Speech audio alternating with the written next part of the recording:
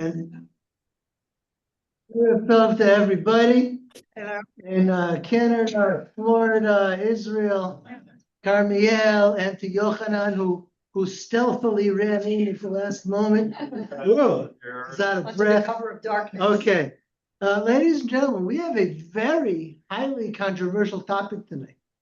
We live in a country with so many controversies that we can't even keep track of all of them.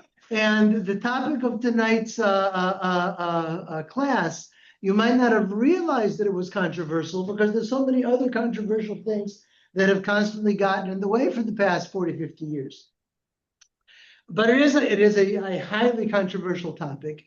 It was most controversial after the State of Israel was founded, but it is still controversial to this very day. Okay, and the topic is Constitution. Constitution. No, that's not the topic. Not the Constitution. We read the article that Joseph. Okay. The Halakhic status of Israeli law. You ever think about that? If the State of Israel not Mishpat Ivri.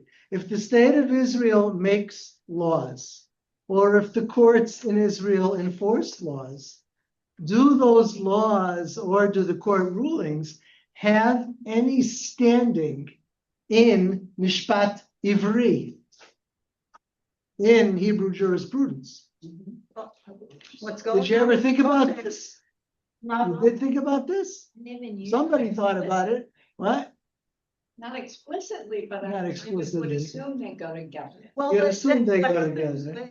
With the Knesset just said that the Beit Din Elyon the Supreme Court cannot get involved in trying to change the status of the Kotel. Oh, wow, we're really bringing it into the But headlines. it's yesterday, It's not, it's a big deal. yeah, I mean, it's good that you say it. I just always get hesitant when anything comes up like with, headlines that people are like this about. But you're right. So there's a rule, so there's a law that had a preliminary reading and it passed today to prevent the Supreme Court to get involved in the Kotel. Mhm. Okay, and I'm quite sure that many people here tonight, including myself, have very strong feelings about this topic. Nonetheless, I don't know if it is relevant. Okay, I don't know if it's exactly the same thing for the simple reason that it's hard to say that the Kotel is halakha. Well, who rules the Kotel is the Rabbanut. The Rabbanut rules the Kotel, but is the Kotel halakha? The Rabbanut is Sorry, taking halakha on the Kotel. What is the Kotel? Sorry, what? Halakha, Jewish law. Yeah. What is the Kotel? The outer wall of the mount. The outer wall of the Temple Mount. In other words, it's what do they call it? The retaining wall on the western side of the mountain. King Herod. King Herod, he did incredible things. Mhm. He did them, with immense cruelty, but he did them with magnitude, right? He took a mountain, he literally took the mountain and carved it into a rectangle on 5 sides. Not a rectangle, like an elongated cube, like a brick, right? Right, 4 sides and the top are completely flat. And that's what to this day, we call the Temple Mount. Now, are there halachot of the Temple Mount?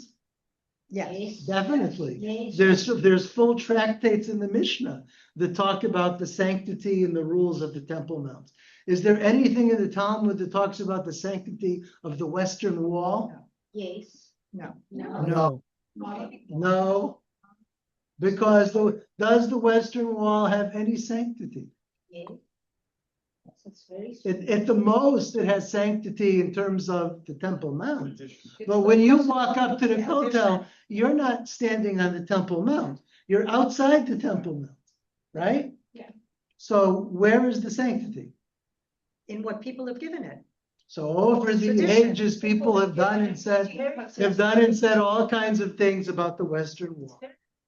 They say it's very holy, But are there halachot in the Talmud or in the Shulchan Aruch you were talking about, or in the Rambam, or in the sources of Mishpat Ivri about the Western Wall? And the answer is no. Okay. But it gets, People who want, these women who want to So this pray. is that's the whole. your separate- question is exactly what we're talking about right now. Yes. The people. That's the law. Let's finish the It's topic. not the law, it's Folks, things the Folks, let's get over this and finish the thought and finish the point, because we're getting sidetracked. Over the ages, people have treated the Western Wall or the area around it as if it has sanctity or given it sanctity or whatever. And because of that, I can be really mean. I can say, if the Orthodox are doing it, then the Reform want to do it too, right? If these people have a place, then why can't I have a place, right? Which in principle makes sense. Why shouldn't everybody have a place? It's Especially in a a Jewish place. place, not What? a, it's a Jewish place, not It's a Jewish place, not a this place or Tell not a that that to the place, revenue. right? And my phone is gonna ring if you turn off the ringer. Hold on. Oh, come on.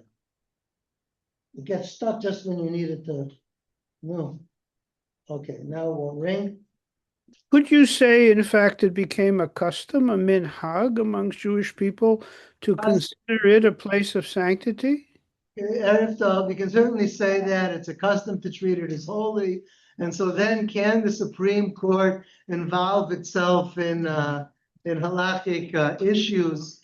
Well, I want to leave the question open, okay? I think the question is more important, okay? Not in terms of the kotel, but in terms of everyday law. Yeah. The state of Israel has rules about traffic lights. Mhm. Okay, where is the halakhic source that gives the state of Israel its sovereignty, its jurisprudence? No, it's a jurisdiction. I mean, to make even rules about traffic lights. Does the state of Israel or the laws of the state of Israel, do they have any basis? Okay, any basis in halakha? What? Interesting. They have documents. What documents and books? Do the British and Turkish documents, do they have any standing under halakha? Doesn't say anything in the Torah about Traffic lights. Doesn't say anything in the Torah.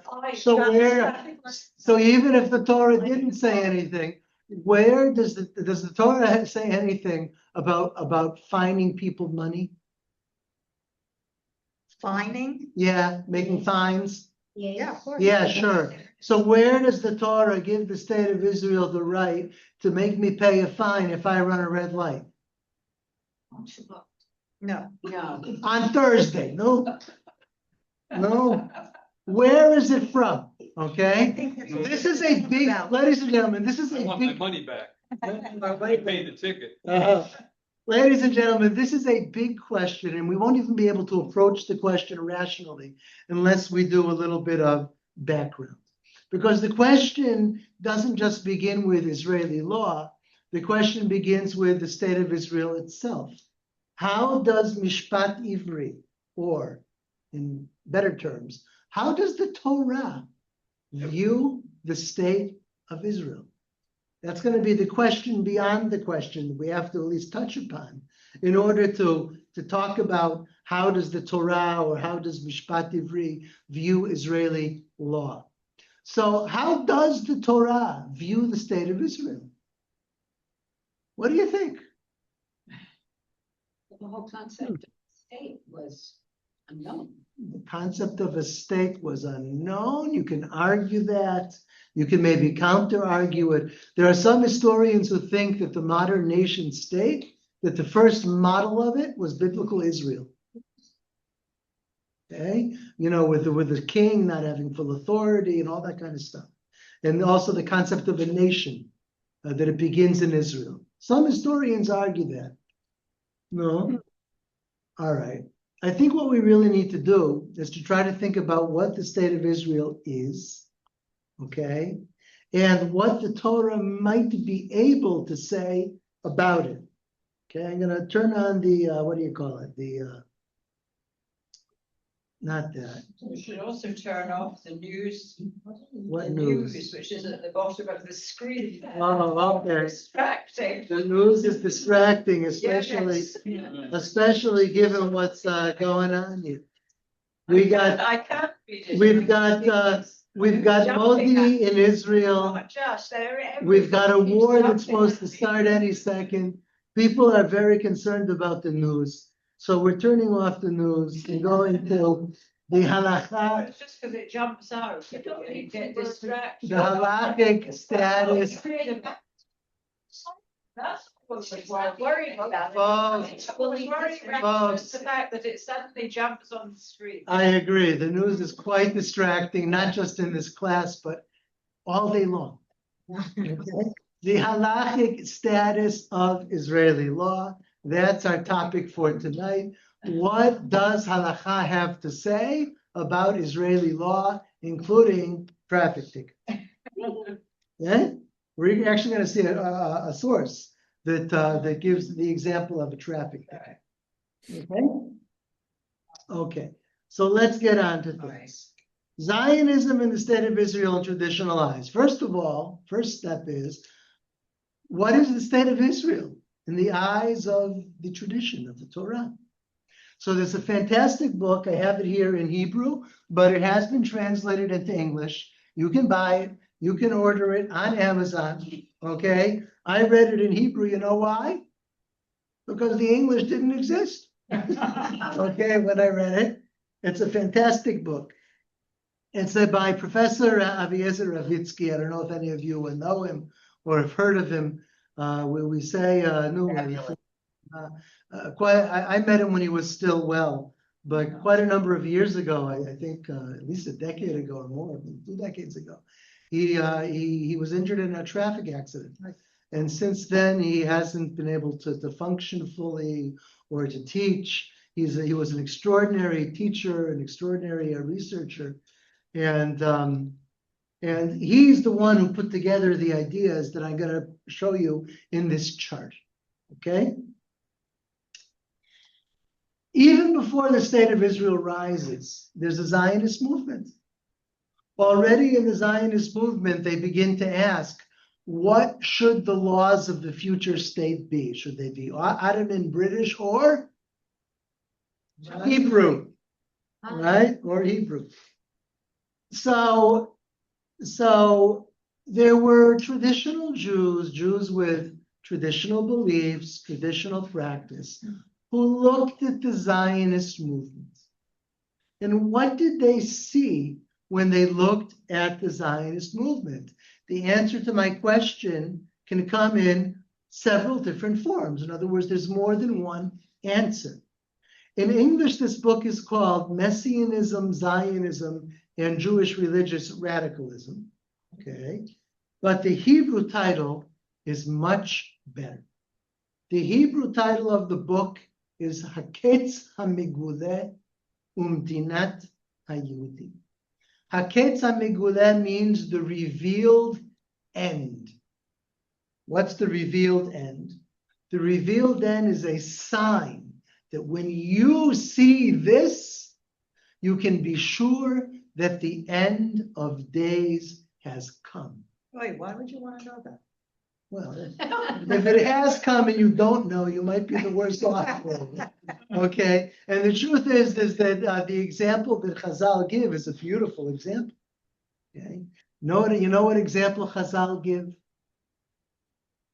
When the land of Israel bears its fruit for the nation of Israel, en lecha ketz meguleh mizeh. There is no greater revelation of the end than that. And when you think about it, it makes sense. Jews, say in the Middle Ages, scattered all over the world, living under the cross and the crescent, the last thing that they could possibly imagine happening in reality before God brings the Messiah was what? That they would live in their land and enjoy the bounty of the land of Israel. It was the same thing as hell freezing over. It ain't gonna happen unless God himself intervenes and makes it happen. Okay, so that's Haketza Meguleh. That's the first half of the title. The second half of the title is Medinat HaYehudim. Medinat HaYehudim is the Hebrew translation of, who knows? Der Judenstaat, the Jewish state, okay, which is also a translation. In German, right, that's Herzl's book, Der Judenstaat, the Jewish state. And what kind of state does he describe in that book? Anybody read it? Very secular. According to Herzl, Yeah. was secular. Say prostitutes and. He's not too into the prostitutes. No, not into, but that they'll be Jewish, all the bad things. in Like society. any He's other. not even so into the bad things. You just needed a Jewish. He describes the state of Israel like, like a 19th century version of France or Germany. It's a modern, successful, cultured, advanced state. That's what he describes. Yep. Okay? He doesn't talk about the Messiah. He doesn't talk about the Holy Temple. He doesn't talk about the Hebrew language. What will they probably speak in the Jewish state? Well, he writes it in German. Der Judenstaat, that's the language of culture. He expected that we would have a German-speaking Jewish state. And as a matter of fact, I'm sure some of you are aware, the Technion in Haifa originally taught in German, and then there was a war about it because people wanted it to be in Hebrew.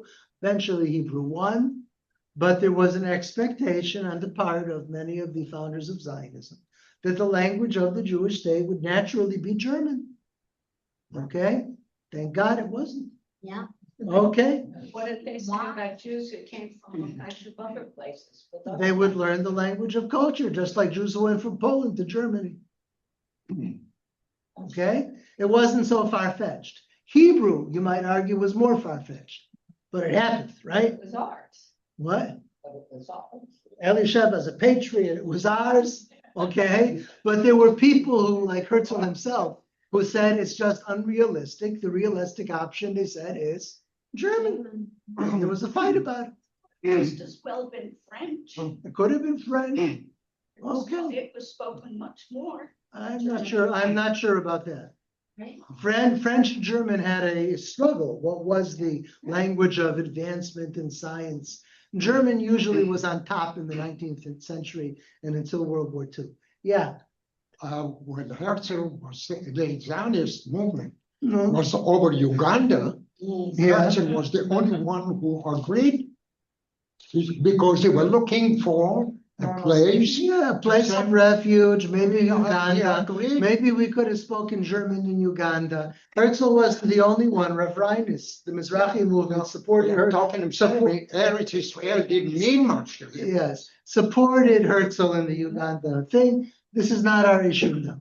Our issue now is that the Zionist movement is describing a modern state. It's not describing the end of days, right? So what happens? What happens when you live in exile for 100 generations? You live in exile waiting for and expecting the end of days. All of a sudden comes along a movement that says, brace yourselves, you can leave exile, but it's not the end of days. How do you understand that? What are the possibilities even for understanding that? So Ravitsky suggests that there were 4 ways to deal with the problem, 4 ways to understand it. I'll explain it with the chart, and then we'll read it in Ravitsky's words. The first question you had to ask yourself, the most basic question is this good or is this bad? Is the Zionist movement good or bad? And after the founding of the State of Israel, is the State of Israel good or bad? According to the Torah, is it good or bad? That was a question. So people are saying good. I'm glad you say good. Now we have another question, an additional question. You know, exile and the end of days, these were conceived of as the hand of God. It is God who sent us into exile, and it is God who will bring us back. So the Zionist movement, which is trying to bring the people of Israel back to the land of Israel, is this a normal, regular human political movement? Or is this part of the divine redemption or something, or the hand of God, or maybe, God forbid, not the hand of God, but if it's bad, if it's evil, then maybe it is the hand of Satan. Okay, now, who said all of these things? So we're going to start with Zionism is wrong, because we want to finish on a good tone, right? We'll start with Zionism is wrong. Zionism is wrong, and it is also a supernatural event. It is the hand of Satan. It is the work of the devil. And to understand it, it's not hard to understand. It is the work of the devil to lie about redemption and to bring the people of Israel back to the land of Israel in order to violate the Torah, to eat pork on Yom Kippur, to do all the ugly things that you say Herzl mentioned in their Judenstadt. It will be a normal state with all kinds of not nice things. And this Jewish state won't follow the Torah, and it won't build a temple, and nobody will wait for the Messiah anymore because we'll already be back in our land. Who could dream up such a devilish plot? Only the devil himself. Okay? And who said this? Who said that Zionism is the tool of the devil? I think you all know. It's not only on the chart. Not Rav Kook, no. I say the Victoria Carter. The Turei Karta, the Satmar Rebbe wrote about this. The Satmar Rebbe of the Old Titleman has a book based on his name, Vayoel Moshe, Moshe Titleman, excuse me. And the Satmar Rebbe argues this, that the Zionist movement is impure.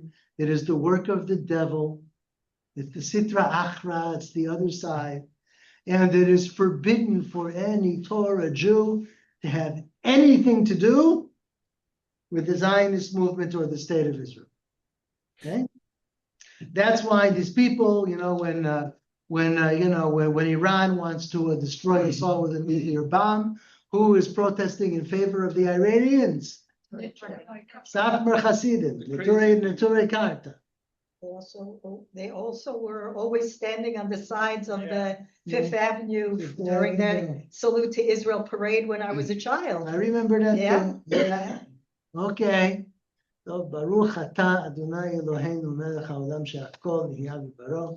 Amen. We stood there with the PLO. That was the VIA. They worked with the PLO. They worked with the Iranian regime. They are quite the characters. Okay. So he was against it. Do you think someone was against The Satmar Rebbe. There are Satmar here. Satmar Hasidim. Yeah. Yeah. What? Yeah, they'll take, yes, Satmar take benefits from the state. They don't. That No. they don't believe in. The Satmar do not take benefits from the state. First of all, gentlemen and ladies, most Neturei Karta, including most Satmar Hasidim, Are not. do not live in Israel. Right. There is a significant minority that does live in the state of Israel, and they have nothing to do with the state. They do not vote in elections, and they, at least officially, I don't know, they don't take any money in grants How do from the they state. If they don't take money from the state. How do you live? You find ways to live. Who donates, who works, I have no idea. But I'm not a Satmar Chassid, I'm not privy to all the details, okay? But you know, when you see those people in the Knesset that I think most of us here may not like so much, They're not Satmar. none of them are Satmar Hasidim, No. none of them. No. The Satmar Hasidim do not sit in the Knesset because they think that the Knesset is the work of the devil, okay? So far, so good. All right. Now, Zionism, on the other hand, may but just be a human political movement, like any other human political movement. What we all know about political movements is that none of them are perfect. Some of them we tend to think are better than others, and that determines how we vote. Okay, and that's exactly what Agudat Yisrael said. Agudat Yisrael said that Zionism is a bad political movement. Jews should not set up a secular state that will violate the Torah. It shouldn't happen. It happened. So if it happened, what are we supposed to do? How do you live with it? Well, but before the Holocaust, Agudat Yisrael stood in elections in Poland. They got elected to the Polish Sejm, to the Polish legislature. And they looked out for the interests of their constituents. And so the view of Agudat Yisrael was, if we can do it in Poland, we can do it in Israel, right? We're no more or less legitimate than anybody else. We have the power of the vote. We have our views on things. And so we will use whatever political power we have to push for our interests in the Knesset. Okay? That was the view of Agudat Yisrael. Agudat Yisrael does not like the state of Israel. Agudat Yisrael does not support the state of Israel as an idea, as an ideal. But the state of Israel exists, and there's plenty of Agudat Yisrael voters in it. And so the party functions within the political system. Okay? So those are two views on Zionism and the state of Israel. Is it important for us to know the difference between Agudat Yisrael and Torah? I think it's very important, yeah. All right. So because when you deal with Haredim, okay, the Haredim you're going to be dealing with, you have to understand how they're thinking. The ones in Karmiel or the ones in the Knesset, they're not the ones who think that the state of Israel is an act of Satan. Okay, they're the ones who say that I don't believe in this state. I didn't support the creation of the state, but if it's here, then I'm gonna, push for what I believe, just like you push for what you believe. Okay, I'm going to engage in it pragmatically. Okay. Okay. Now, Zionism is right. Oh, I did this incorrectly. Oh, I have to fix this, otherwise it won't make any sense to you. I'm sorry. Okay. Well, you noticed that? You didn't want to say anything. Oh. Nice parachute. Okay. I actually put it in the wrong column. Okay, now we can put it back into slideshow. Here we go. All right. So Zionism is the work of God, and it is good. It is right.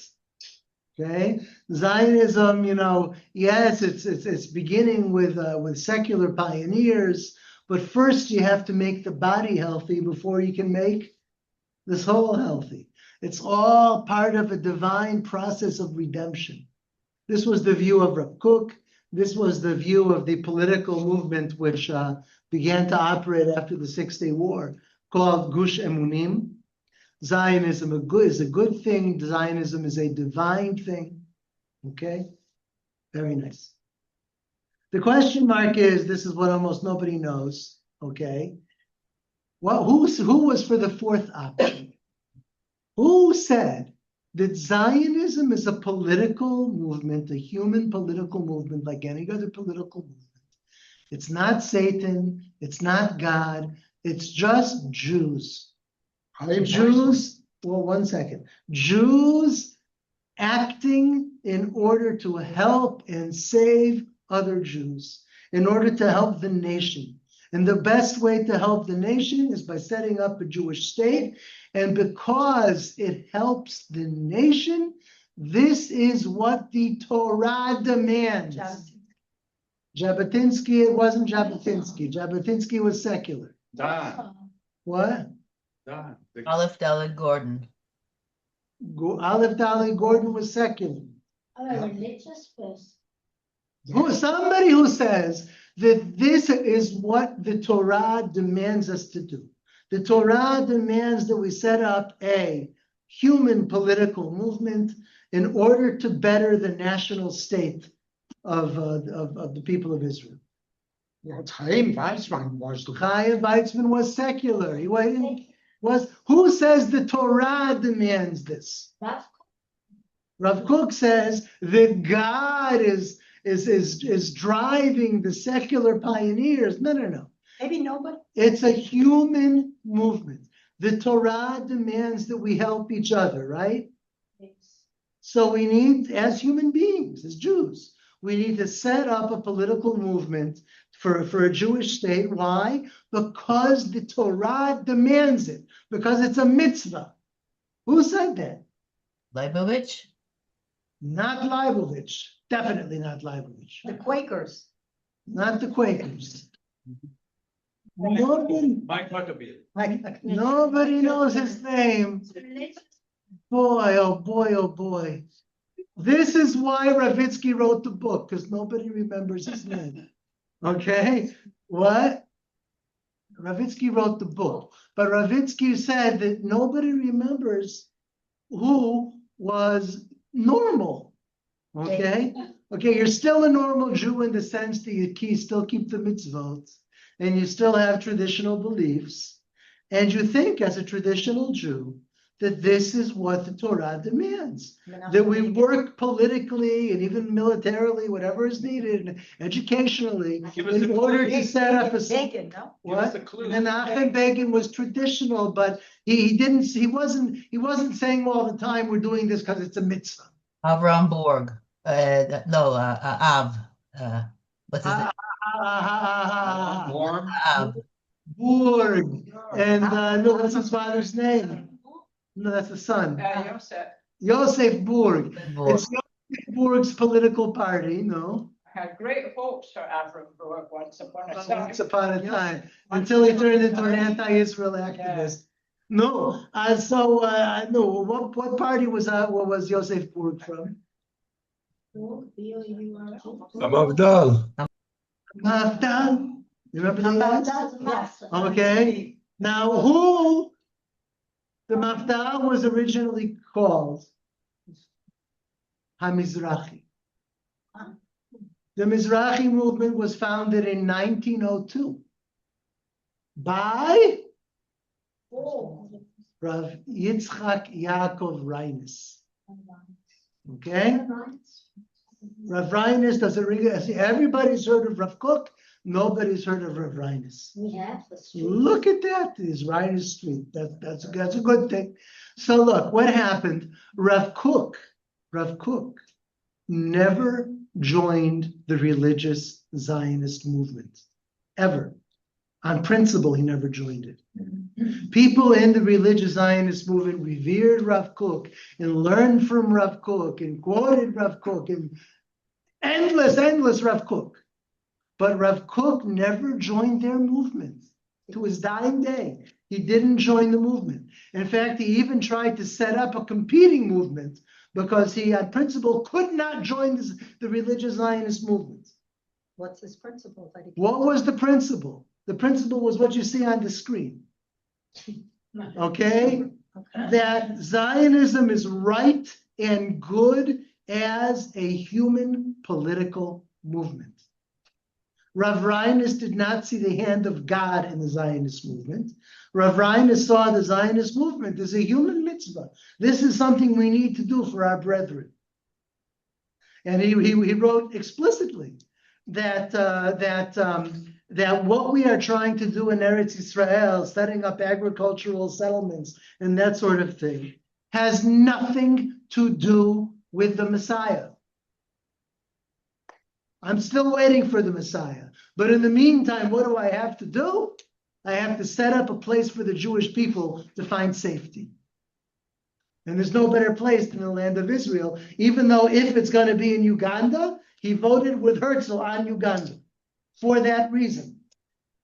Okay? He preferred Israel. He said in his speech at the Zionist Congress, Rav Reines, that we need the land of Israel. That's the only place where Jews will go in bulk. But if in the meantime we need Uganda as a temporary place of safety, then we should do it, he said. And he voted with Herzl. Now think how that sounded to Rav Kook. Okay, so this is why Rav Kook could never join the religious Zionist movement, ever. Okay? Because nobody wanted to. Okay, so because it was a possible place at the moment. So Rav Ravitsky considers him to be the representative of normal religious Zionism or sane religious Zionism. Okay, Zionism is good. Zionism is a mitzvah. Okay, but Zionism is performed by human beings, just like any other mitzvah. Could you spell his name for me, please? Reines. There's a couple of streets. There's a couple of streets in Israel. Thank you. Okay. Very good. Okay. Let's sum this up in Ravitsky's words. Okay. Here's a little bit from Ravitsky's preface, and then a little bit from the end of the book. And I typed this in before class. I stuck it into the translator, and more or less this is what came out. I fixed it a little bit. Here's what Ravitsky's book is all about. This is an advertisement. When class is over, everybody's going to go to Amazon and order this book, right? Okay, here's the book. Percentages? I know his daughter, okay? I bet she's the one who gets the percentages. Okay? The dream was perfect. A day would come in the whole people of Israel, the complete Knesset Israel, would return and gather it as one to its whole land and establish its life according to God's perfect Torah. The nation would be completely freed from the subjugation of other kingdoms, and all the families of the earth would be blessed by it and its seed for all eternity. In the fullness of time, the redemption of Israel will be followed by the redemption of humanity and of the world in all of its fullness. For the earth will be filled with the knowledge of the Lord as the waters cover the sea. That's Isaiah's prediction for the end of days. Thus, the messianic vision stood in its pristine purity for 100 generations. Is 100 generations just a symbol or a metaphor? Why 100 generations? Usually we consider a generation to be 20 or 25 years. Okay? That means that in a century, how many generations are there? Four. That means that in 2,000 years, how many generations are there? 100. 100 generations. This was the vision of literally 100 generations, that the people would return as a whole to its land, the whole land, and there would be peace, and the world would be filled with knowledge of the Lord. The historical realization in reality, as opposed to the dream, seems partial and fragmented. Only part of the people has returned and gathered in the Jewish state, in portions of the land, not all the land. And only part of it adheres to the Torah and the commandments. Political and military struggles have not ceased from the land. We're expecting war any day. Even the peace is flawed and morality is partial. The universal rectification of mankind seems today even further away than it was before. In other words, the relative and limited realization that has taken place in this time, in the annals of history, meaning the state of Israel, refuses, or maybe it's only hesitating, it's just not yet, to don the absolute garb of the end of days. Right? That's Rav Kook who says, it's just hesitating, right? It's a process. The end of days will be brought by the Zionist movement. That's one way to explain it. Otherwise, it just looks like it's hesitating, it's taking too long. From the end of the book, the Zionist national revolution confronted the faithful of Israel with an anomalous and unexpected historical phenomenon. Nobody expected this.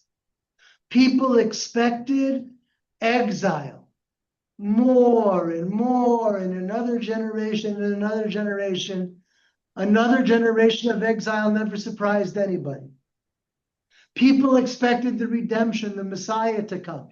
And when he came, that also wouldn't have surprised people because they've been waiting for 100 generations. What did nobody expect?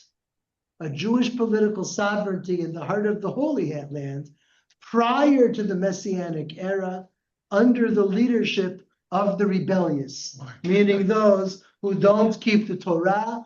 Nobody expected it. I Right? see the book, I want to take a picture. Go for it. Okay, nobody expected this to happen, and this is what Ravitsky's book is about. So now, we had these 4 different ways of looking at Zionism, right? It's supernatural bad, it's natural bad, or it's supernatural good or natural good. Okay, meaning it's a human movement. Okay, according to which of these opinions will the laws of the state of Israel have force?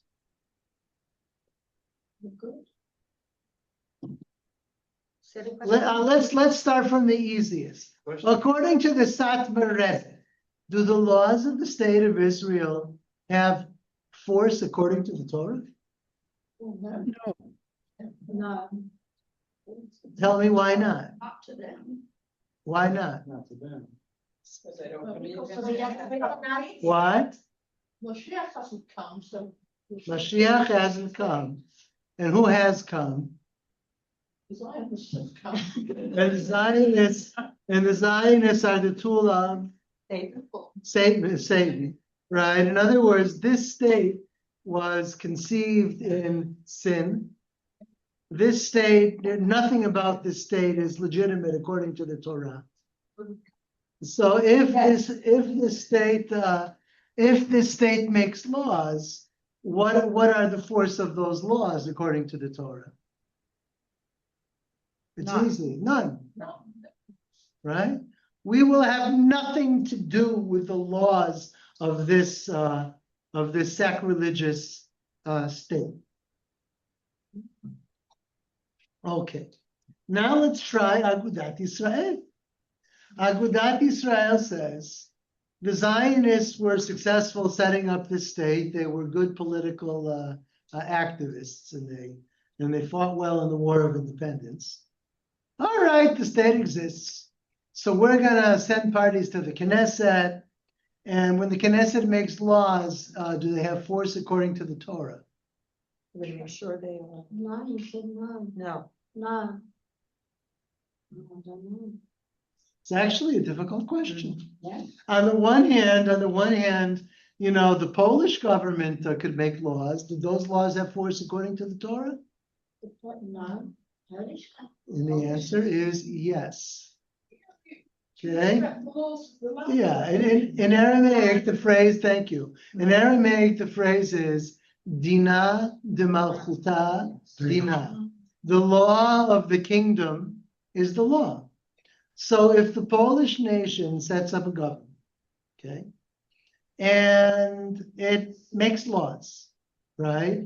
Do those laws obligate the Jews in Poland according to the Torah? Let me explain. In other words, if a Jew in Poland runs a traffic light, okay, I don't know how many Jews had cars before the Holocaust, okay, but if a Jew in Poland had a car and ran a traffic light, okay, was he only violating the laws of Poland, or was he also violating the law of the Torah?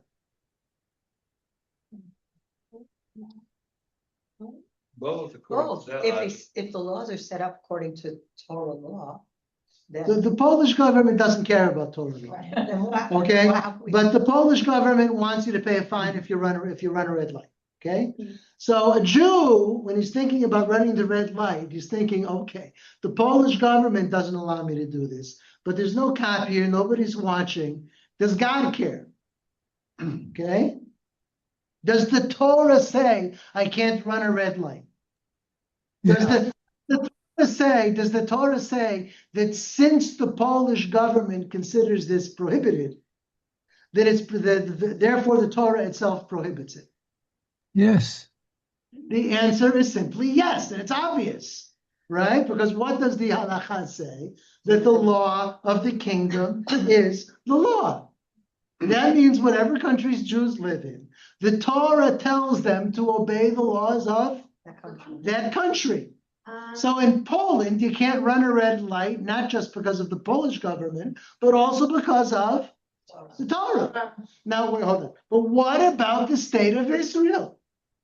Does the rule that the law of the kingdom is the law apply in the state of Israel?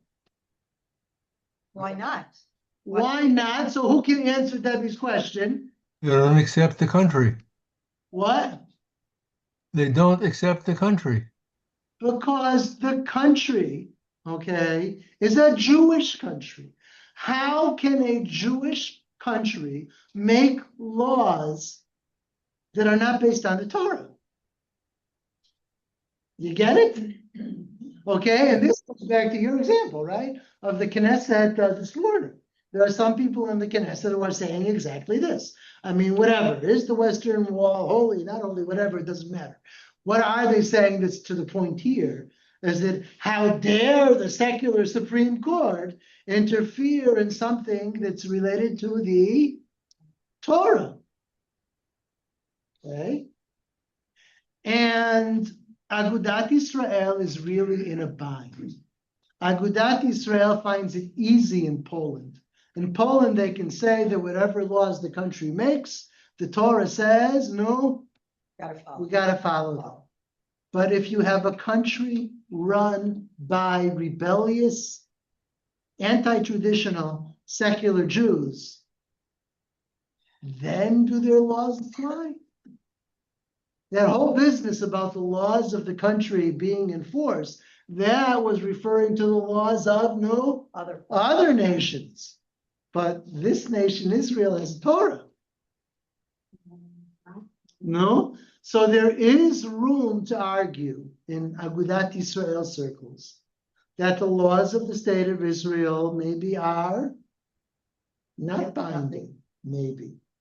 Furthermore, if you go to Rav Kook in Gush Amunim, the same thing is true. Why? Because this process of redemption, it's there so that the laws of the Torah can eventually take force. It's not to say that eating pork on Yom Kippur is good in the meantime, or the people who eat pork on Yom Kippur should be making the rules, right? Also, according to Rav Kook, the ideal is that Torah law is the law of the future state of Israel. And so maybe there's a problem. I'm not saying that Rav Kook would say that. I'm saying that theoretically, given the way he thought, maybe there would be some room for that conclusion. What he actually says, we're going to see. Okay? Thanks for your patience. Yeah. Well, my understanding is there is a conflict between the Rambam and Ramban, where Moshe ben Nachman. The Moshe ben Nachman said applies to Eretz Israel. The Rambam said it is not applied to Eretz Israel. Okay, does it or does it not apply? Where'd you learn that? I'm sorry? Where did you learn that? I learned that from myself. Because you're quoting the reading both of them. You're quoting the Rambam and the Ramban. No, okay. The argument was Rambam said that God gave this land to the children of Israel and never took it back. Okay. This is the basic question. Dina de malchuta dina, that the law of the kingdom is the law. Well, that statement was said in Babylon. It was talking about the Persian Empire. Maybe it was talking about all the lands of the exile. But it's not going to be so clear that it's necessarily talking about the land of Israel. That's what you're bringing up. We're going to see sources on that coming up. Okay, coming up.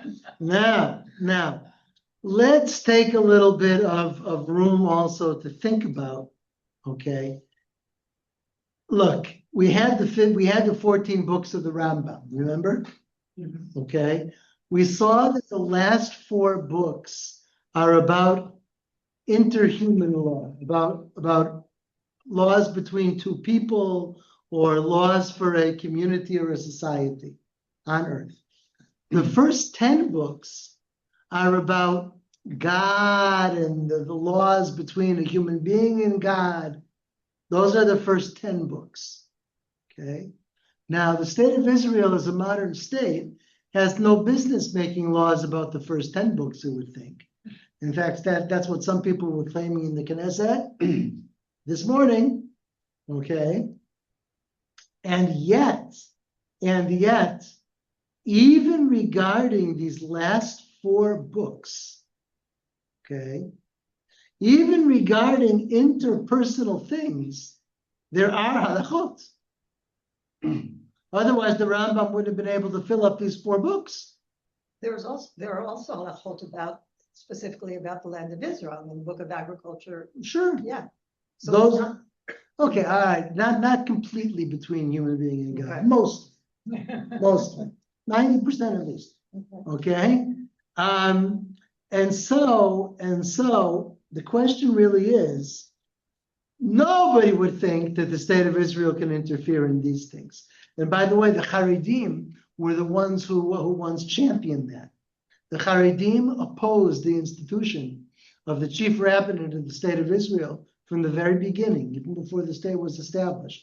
When Rav Kook established it, he established it in opposition to the Haredim who didn't want it. And why didn't the Haredim want it? Why were they against the chief rabbinate?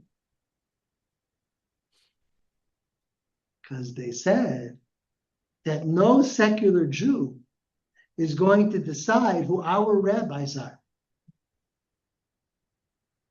Think about it, okay? In recent times, people have gotten a little bit confused. People who wear They black got good hats. jobs. Okay, they got some good jobs, but that is the classic ideology. Now in Poland, if there's rules in Poland about how to write a contract, and if there's rules in the Rambam about how to write a contract, so do Polish contracts have force if they don't follow the Rambam's rules? The answer is the law of the kingdom is law. Okay. But can that be the rule in Israel, the land of Israel, or in a Jewish state? So in what areas might Israeli law be halachically kosher? Possibly in the last 4 books, but not necessarily. Okay. All right. Before we see some actual examples of this, why don't we take a break? Okay, until 35, and then we're going to see how people actually discuss this. About One cookie or press? What's he? Thank you. Okay. No. Okay. We talked a little bit about Rav Kook before the break, and I said that theoretically, maybe in Rav Kook's outlook, there could be a way to say that the state of Israel would have no way to make its own laws, because really it needs to be a process where at the end, the law of the Torah will be the law. However, Rav Kook knew something. Rav Kook knew that the Torah gives legal authority to the king. Okay, there's a lot in the Torah about the king. There's mitzvot about the king. There's halachot about the king. The Rambam has a whole section about halachot of the king. Okay, does the king, for instance, have the authority to levy taxes? Yeah. Yeah, if the king doesn't levy taxes, the kingdom will not function. You have to do it, right? You have to have, death obviously, but taxes too. Otherwise, the world cannot exist. Okay, so the king has the opportunity to enact all kinds of different laws. Okay, the real question will be, in terms of Herzl's Jewish state, Herzl didn't envision a Jewish state being set up with a king. What did he envision? A modern republic, a democracy, with a parliament and a head of state and elections and stuff like that. Now, where does the king ultimately get his authority from?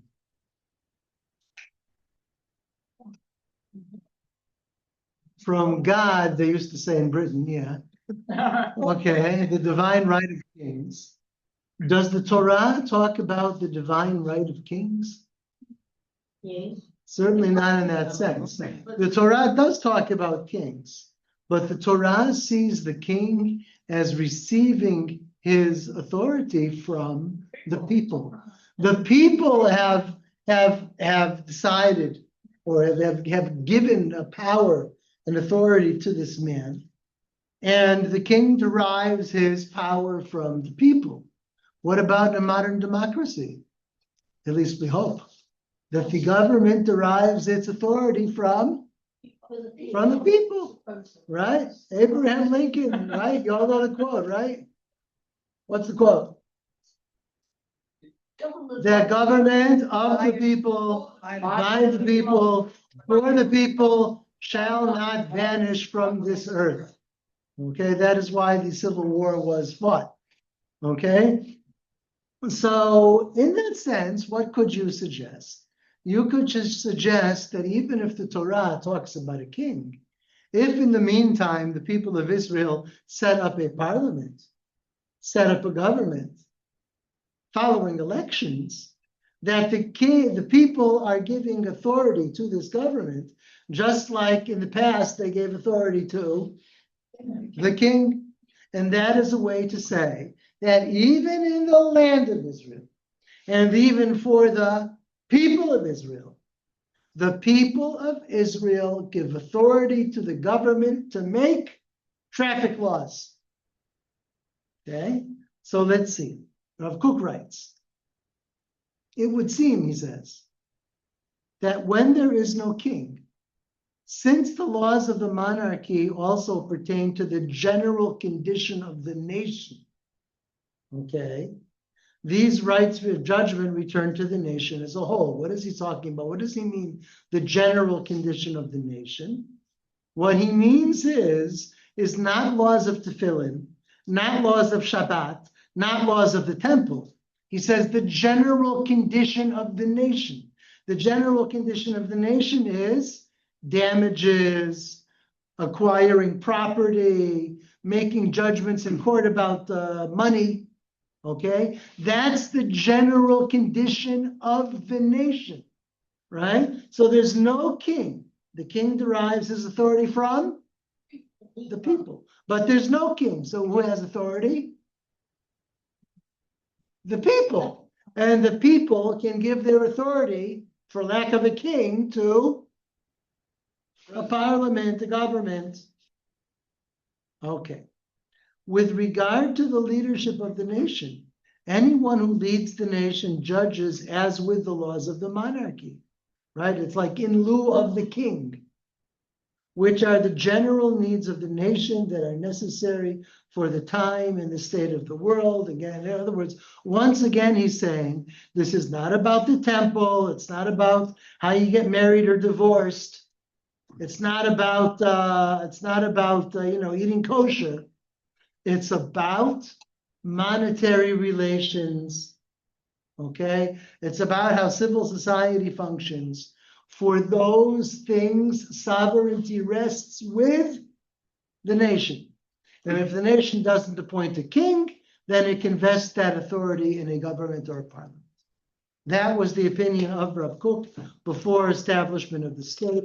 Rav Kook died in 1935. He never saw the state of Israel, but he was, if I remember correctly, the very first person to actually use the phrase Medinat Israel, the state of Israel. It occurs in his writings.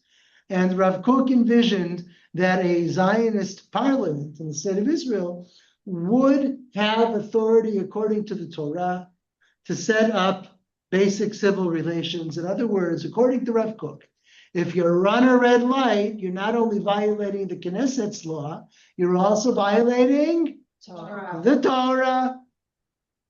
Good, you all with me? Yes. Okay. Many early figures in the chief rabbinate, like Rav Goren, who was the IDF rabbi and then the chief rabbi, Rav Ovadia Yosef, Rav Shaul Yisraeli, who sat on the Moetzet, the council of the chief rabbinate. Rav Waldenberg, I don't remember what he sat on, but it was a very important posek.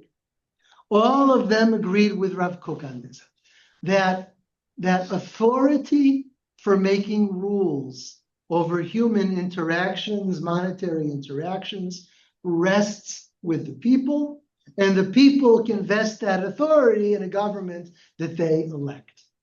Okay? This was probably the most widespread opinion. Okay? And so here it's not dina de malchuta dina. It's not that the law of the Gentile kingdom is the law, but rather that the law of the king is the law. What do you mean? There's no king.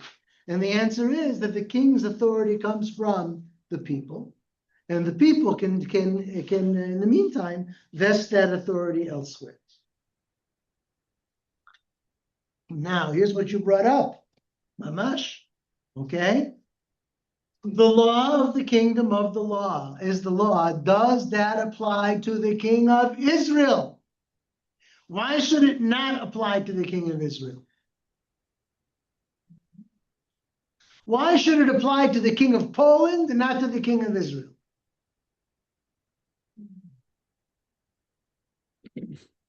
Because the king of Poland, he is the law, right? And so he can make the laws. But is the king of Israel the law? Where is the law? In the Torah. So maybe every king in the world should be able, his rulings should be binding according to the Torah, except for the king of Israel, because the king of Israel has no right to make his own laws. Rather, the king of Israel needs to enforce the laws of the Torah. You could make this argument. So who makes this argument? In the Middle Ages, there was an argument about this. Rambam said, what?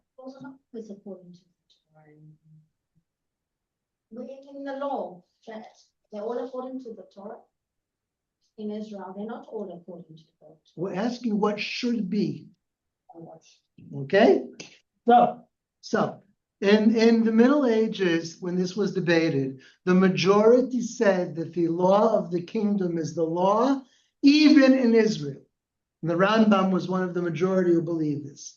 The king of Poland can make laws. The king of Israel can make laws. Any king can make laws, and they derive this authority from, the people. Okay? The Torah allows the king of Israel to make laws. There were those who said no, because the Gentile king derives his legal authority from his ownership of the land. In other words, the king of Poland, right? Why does the king of Poland get to make laws? Why is he the sovereign? Because his father was. Not because the people of Poland wanted this dynasty or chose this dynasty, but rather, this is really medieval, but the Middle Ages worked like this, okay? In the Middle Ages, the king was the owner of the country. Anyone who lived in the country was living there, as the king's tenant, yeah. Okay? Baba, there's a phrase for this in English. Subject. Subject to the whim of the king, subject to the desire of the king. There's a phrase that I can't remember. Whatever, it doesn't matter. Okay, so the king, all of the people live there by will of the king. That means the king can tax them anything he wants. That means the king can pick up people and move them, no, from one place to another. That means that if you want to build a wall or you want to build a church or whatever, who ultimately decides? The king. Okay, so the king of Poland owns Poland. Therefore, the king of Poland can make rules for the Poles who are his subjects. But look at this. The land of Israel belongs to all of Israel. Therefore, Israel is different than the other nations. For the other nations, sovereignty rests with the king, according to this opinion number 2. But for Israel, sovereignty rests with the people. Okay? Finally, number 3, no. The king of Israel cannot make laws. Why? While a Gentile king may govern as he wills, an Israelite king must govern according to the Torah. In other words, if the Israelite king wants to enact taxation, the Israelite king has to go up to the Rambam and look in these books and see, okay, how does the Torah think taxation should be done?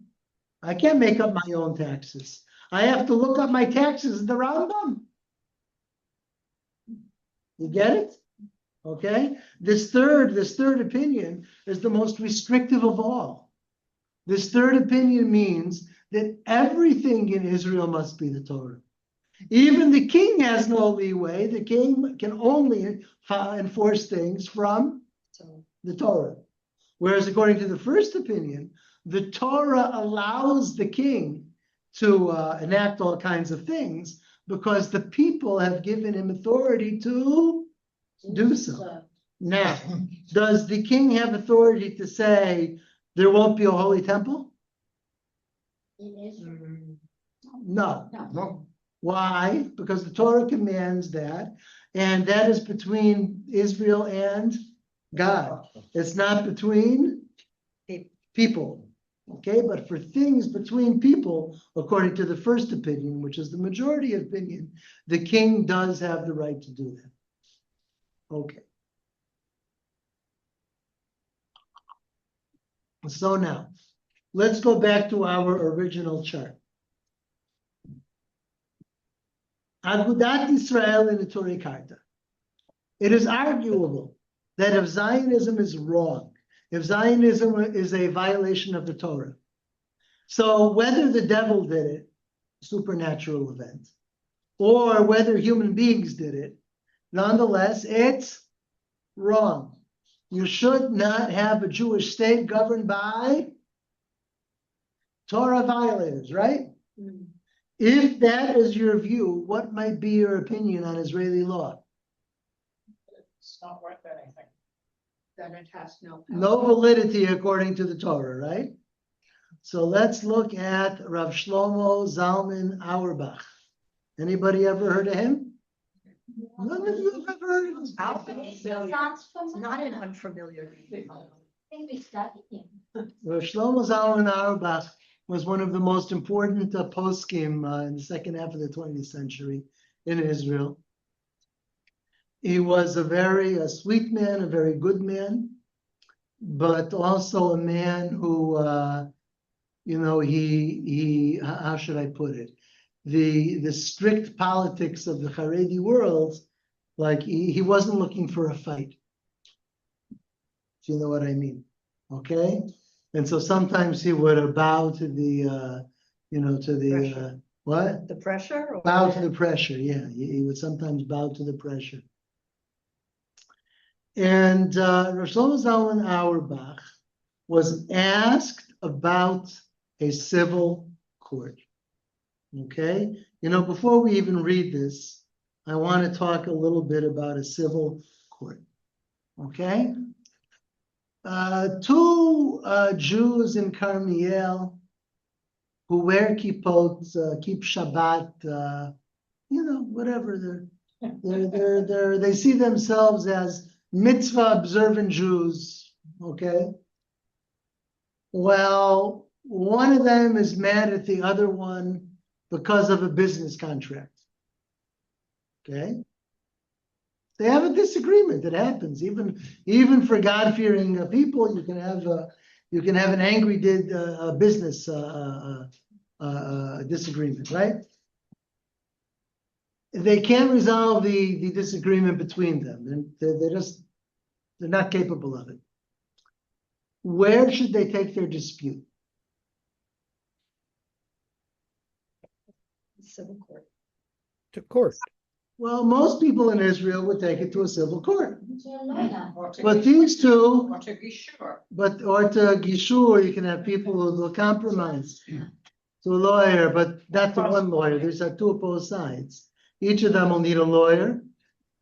Each of them will need a lawyer, and the two lawyers will try to get them to go to court. Because if they go to Gishur, the lawyers are going to make less money, Sure. right? Fair enough. Say, go to a lawyer, it costs money, be sure you don't pay. So, but these two former business partners, they're probably not going to do business together much more after this. These two business partners, they're observant Jews. Where might they take their dispute? To a Beit Din. Maybe they're obligated to take it to a Beit Din. Because a Beit Din, instead of deciding the dispute according to secular Israeli law, set up by, the rebellious people who eat pork on Yom Kippur, they'll take it to two rabbis who will decide this case according to the Rambam. Does this happen? It definitely happens. If my parents are still listening, I'm going to tell you a story about it. I don't even know if after this story, we'll have it a little time after the story. Okay. The story is as following. It's a true story. I think my parents know the beginning of the story. I don't know if they know about the end of the story. Okay. Story is that when our kids were little, and my parents, visited us as much as they could in Israel to spend time with the family. And my parents, especially when my dad was working for retirement, so they would try to come on the holidays. But in any case, they're going to take off time from work. And my parents, they like going away to a hotel, that kind of thing, right? Right, Mom and Dad. So I assume they're listening. So maybe they'll hear the recording. I don't know. So there was one time where we went to like Bet Haracha. How do you say that in English? Guest house. A guest house on the Golan for the whole Pesach. Okay, really nice. So we get all of it was myself and my wife and our two kids and and my parents, 6 people. So we get to the guest house. And we arranged this whole thing for Pesach. We arranged this whole thing from a tour guide who we'd used in the past. And he would get good deals, right? With reductions.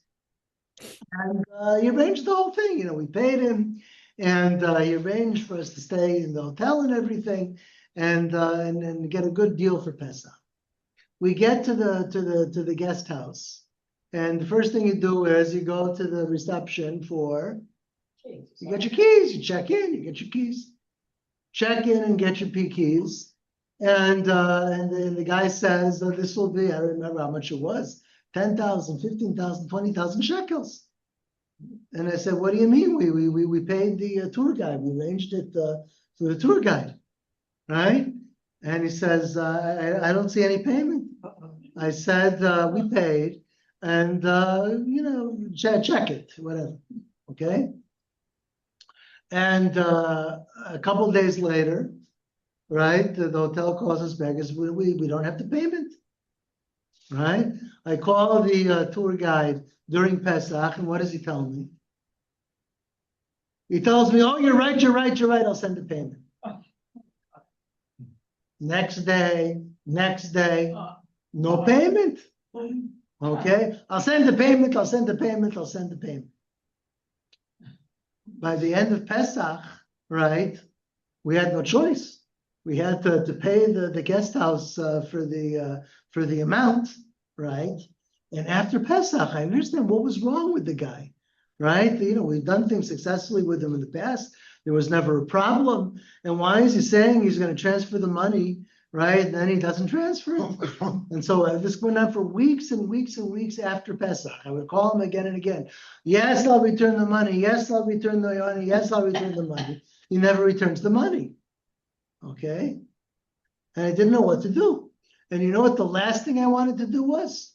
Take him to court and pay a lawyer and all, it's time and money. And who needs all of that? Right? So what did I do? Finally, I said to him, would you be willing to go to a Beit Din? Okay. And he said, yes. He agreed. We'll go to a Beit Din. So I'll show you a picture. I believe I have the picture here, not in today's unit, for next week. Okay. This is the Beit Din I went to. I don't know if it was exactly the same 3 people. Okay. But this is a Beit Din called Eretz Chemda. And what it does is it uses the Israeli law for borerut, for gishur. How do you say that in English? Mediation. Yes, yeah. Okay. You can go to any mediator you choose if both sides agree. Okay. If both sides agree, that means they can go to a Beit Din for mediation. Okay. That's what he agreed with me to do. He said, okay, I'll go to a Beit Din for mediation. In order to set up the case, both sides have to sign a paper that they're willing to give authority to the Beit Din to mediate the case according to halakha. In other words, in the eyes of Israeli civil law, what's going on? Mediation. But in the eyes of the Beit Din, what's going on? They're going to judge the case not according to Israeli civil law, but according to the halakha. Okay, we've given them the authority to do that. Okay, They're not lawyers, they've got legal training. they're dayanim. The sons have got legal training. They may have legal training, but they're dayanim. Now, what do you see notably about these dayanim? At least for the one that you can see the kippah, but it's true for all of them. The religious men. The religious man, that's true. But something that surprises you on a They're all Beit Din. They have a computer in front of them. Check out. That's not so unusual either. One's They're wearing regular suits. They're wearing regular suits. Very nice. Go on. What kind of kippah does the guy in the left have? A knitted kippah. They all have knitted kippot. Oh, interesting. Okay. Now that would seem to be politically impossible, right? Because the Haredim have a lot. The Haredim have a lot of control about who gets appointed as a dayan. They're not going to allow a Beit Din where everybody has a kippah sruga. And in fact, they're going to try to have all of them have black hats. So how is it possible to find a Beit Din where all of them have knitted kippot? They're in a flat. No. The answer is, this is not a government Beit Din. This is a private organization. It's a private religious Zionist organization, which is offering a service to the public. If you have a dispute about money, and you want to do the right thing, which is not to go to civil court and have it done according to Ottoman or British law, but rather have it done according to halakha, okay, then you can go to a private Beit Din like this. If it was a government Beit Din, I would have never even suggested it. But since it's a private Beit Din, you can be pretty sure that you're going to get reasonable people, okay, decent people. So what happened in the court case?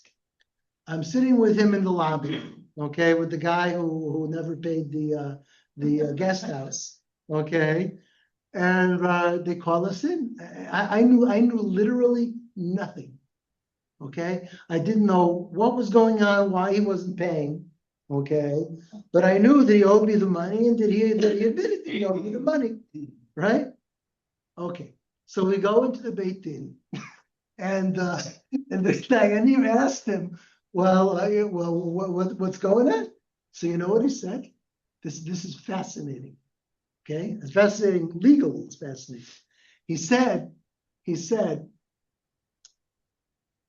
all of the other people I owed money to, okay, took me to court. And they got nothing because he went bankrupt. Okay? This guy, he says, takes me to the Rabbanut. Okay? Okay. So what was the ruling? Well, I hope the ruling was they had to pay you the money. You went back. You went back. Something. or Well, other. let's think about it. According to civil law, this fellow had a business. The business is a corporation. When the corporation went bankrupt, so whatever little assets the corporation still had get divided among 15 creditors, Yeah. right? So he owes each of them, I don't know, 50,000 shekels, and they each get 50 shekels, and that's the end of the story, right? Because why? Because the corporation went bankrupt. What about in halakha? He has to pay for personal, The value of it. personal money, personal.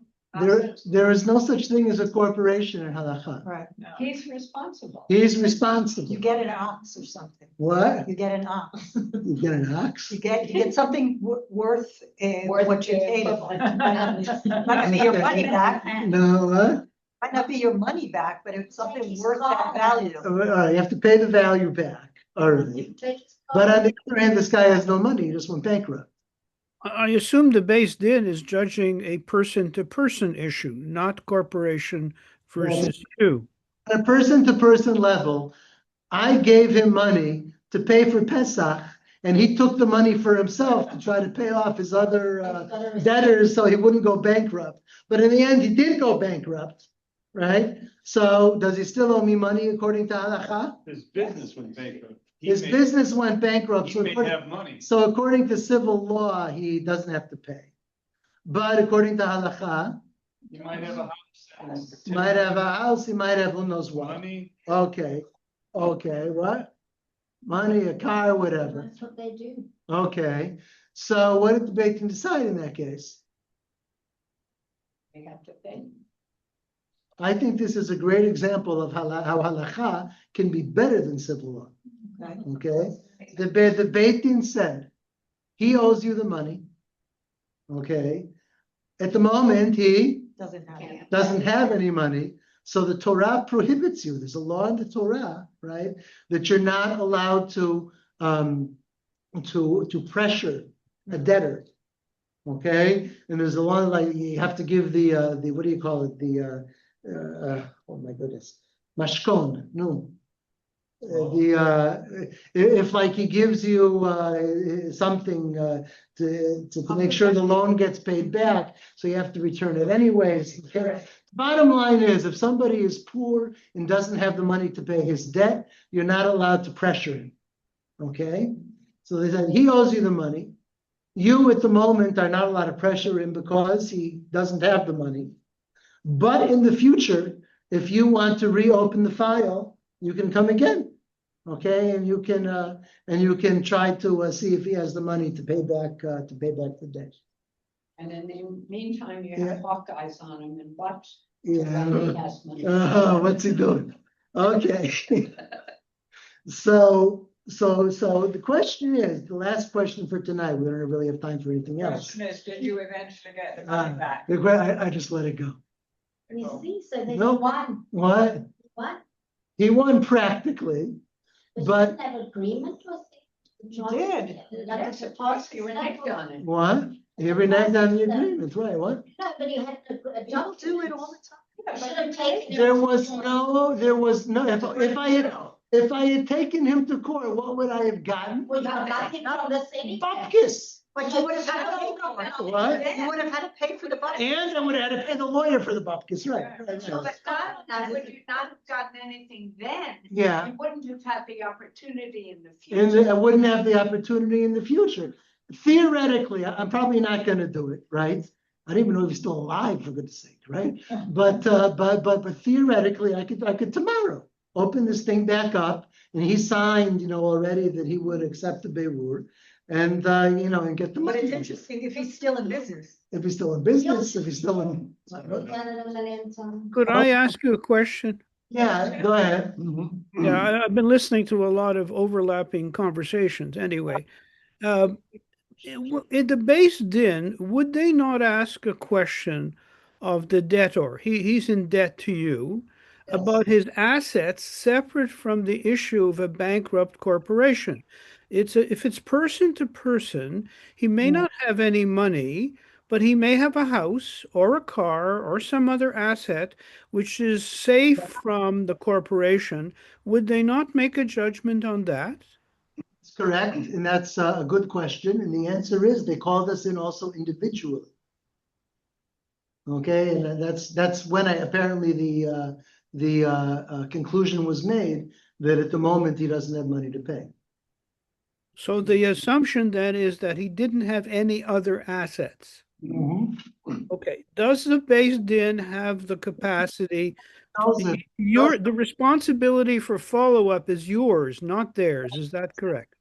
Not the base din. It's my responsibility. I didn't do the responsibility. Too much of a nice guy, I guess.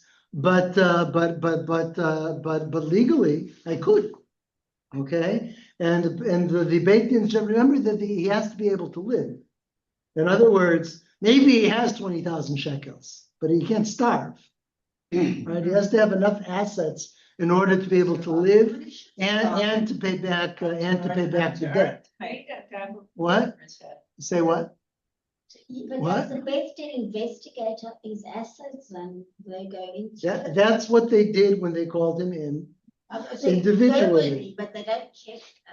I don't know how they did it, what they did, but remember, he already went to court, okay? And the court probably provides some kind of document in terms of his assets.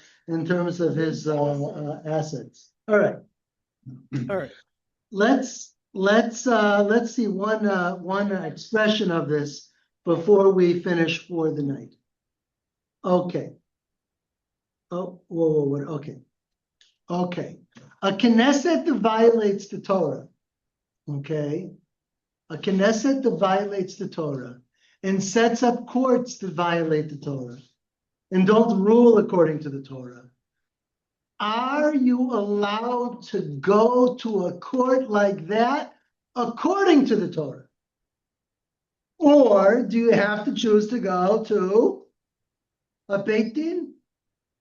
Okay, like the one in this picture. Okay, what does the Torah obligate you to do?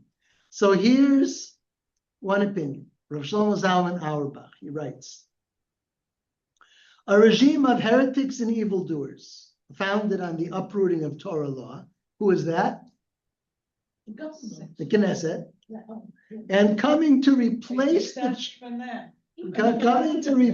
the true laws of the Torah. What's that? That means setting up a civil court system, the source of living waters, with broken cisterns. What are the broken cisterns? Israeli? Ottoman and Turkish law, Ottoman and British law. And like it was, look at this comparison. In their time, the times of Chazal, when the evil kingdom arose to make them forget your Torah and to remove them from the laws of your will. What is that a quotation from? Who remembers? You all say it for 8 days a year. Right, it could be Hakerem. This is from the portion, the prayer that's added to the Shemona Esrei and Chanukah, Ala Nisim, where it says, Lashkicham Toratecha ulehaviram mechukei ritzonecha. In other words, the Greeks who came to Judea and enforced Greek law instead of Torah law. In the land of Israel, you need Torah law, not Great. foreign law. So the Greeks who defiled the temple, the Greeks who the Hashmonaim rose against and made war against and ultimately defeated, who is he comparing those Greeks to? The Knesset. To the Knesset. Okay? In other words, he sees the Knesset as Hellenistic, the kind of Hellenism that has to be battled, just like in the Hanukkah story. Okay? There is no doubt that we do not want to accept their laws, but rather to fight to abolish them, their laws, from the world. In other words, is it permitted to go to a secular court? No. If you have a dispute, no, No. it's forbidden. Okay. Now we have Rav Ovadia Yosef. Okay. Rav Ovadia Yosef would surely prefer that that a person go to a Beit Din, and yet he's not quite as extreme as Rav Shlomo Zalman Auerbach. He writes, even for a wicked king who worships idols, right? If the king of Poland worships idols, the principle that the law of the kingdom is the law still applies. Oh my God. And Even here. yeah, even here, Even here. right? Even Oh, here, Gewalt. Oy Gewalt. But he's saying that the state of Israel does have the capacity to make laws. Okay. All right. Rav Yaakov Ariel, a religious Zionist who wrote this in the first issue of Tchumin. Tchumin is a yearly journal which talks about halakha in the modern state of Israel. Okay? And in the very first volume of Tchumin, today it has like 34 to 40 volumes. Okay? It's been coming out for dozens of years. So it's a very important journal. So in the very first volume of Tchumin, what did they need to decide to have an article about? Can a Torah observant Jew go to a secular court? Okay. So look what he writes. A religious Jew who is aware of the existence of Torah law and the availability of Torah scholars capable of judgment, yet prefers to be judged by these non-dayanim who, due to having been coerced, who coerces them to be secular? The society. Okay, society has coerced them into being secular, coerced them into denying the Torah. A religious Jew who goes to a court like that is considered to be blasphemous and to be raising his hand against the Torah of Moses, and his prohibition is a desecration of the name from the Torah. Okay, this is a chilul Hashem. This is a desecration of the name of God, that a Torah observant Jew would rather go to a secular court than to a Torah court. Much less a military court, imagine. Hmm? Much less a military court that's even more supporting why they wouldn't want their kids to be. No, Rav Yaakov Ariel served in the army. His kids serve in the army. His students serve in the army. This is religious Zionism. Okay? You have a military court. Well, the military has a right to set up courts, just like the Knesset has a right to enact laws. Okay, so this is not a radical. Rav Yaakov Ariel is far from being a radical, and it's really to the point. Okay, I'll give you my personal opinion where I agree with Rav Yaakov Ariel and where I disagree with Rav Yaakov Ariel. I agree with him that if it's possible, meaning if both sides agree, sure, you should prefer halakha over Ottoman and British law. I do agree with that. And yet, I disagree with him on one thing.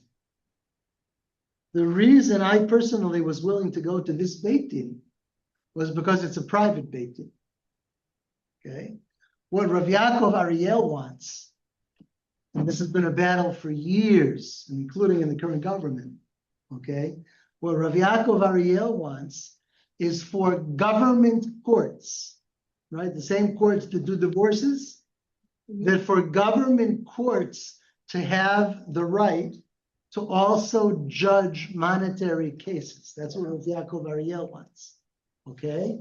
And I'll tell you, from my perspective, since I had the opportunity to go to a private Beit Din, right, that it's not relying on the Knesset to appoint the judges. It's kind of hafuch al hafuch, right? Yeah. Rav Yaakov Ariel is saying you should only go to a Torah court. But Rav Yaakov Ariel wants the government to appoint the Dayanim. That flavor of The government. Not a matter of flavor. It's a matter of it's the government who is appointing the judges. That's my. That's what makes it national in his eyes. Okay?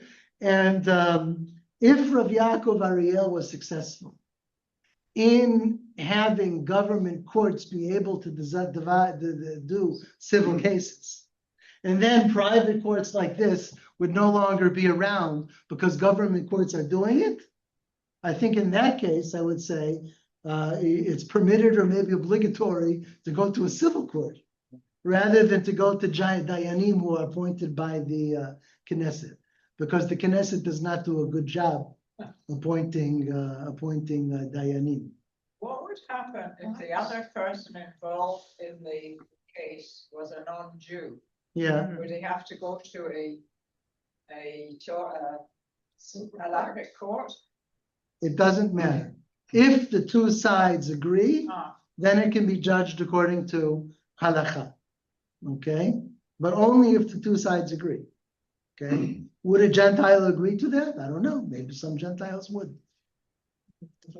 A question from the far north. One of the issues about courts is the attempt for there to be a long-standing history of judgments on similar type of cases.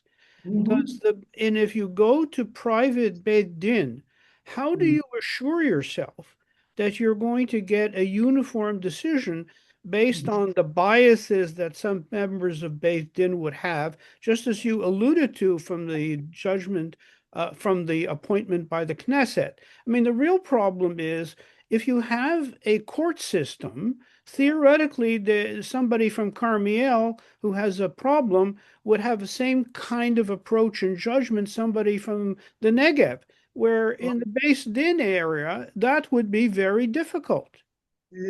Joseph, you're bringing up a lot of different issues. You're bringing up, first of all, the issue of should a judge in a civil court or should a dayan in a Torah court, should they be unbiased, ideologically unbiased, personally unbiased, and you have these problems in civil courts for sure.